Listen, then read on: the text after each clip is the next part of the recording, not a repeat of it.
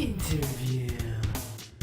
I'm Jameson Durall. I'm lead level designer on Red Faction Armageddon, and basically what I do is, I lead a team of guys who are responsible for creating all of the experiences that you'll have in the game. They lay out the fun, essentially.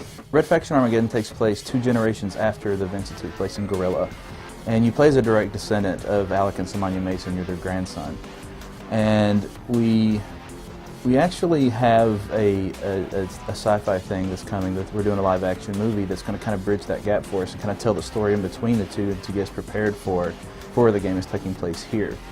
But basically what's happened recently in the world where we're at is about 10 years ago there was a war on the surface, and the colonists were forced to relocate underground, so they've had to rebuild everything.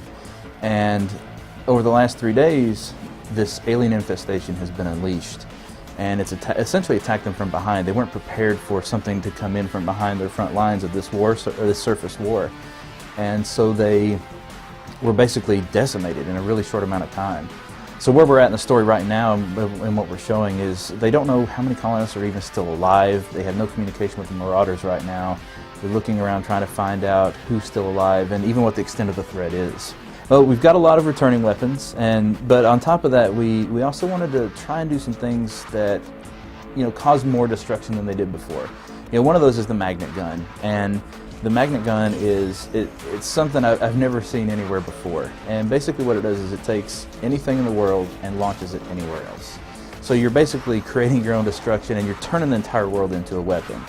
One of the other ones that we're going to be showing is the Singularity Gun. And what it essentially does is it fires a black hole. So you launch this thing out, and it starts grabbing all this stuff around it, swirling it around, and then explodes it into the area. So anything that's in the area is just going to get decimated. As with Red Faction Guerrilla, anything that's man-made in our world can be destroyed.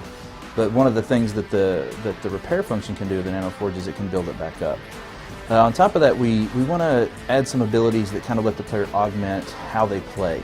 So one of the other ones that we're showing is the Shockwave. And basically what that does is, imagine you've got a group of creepers around you.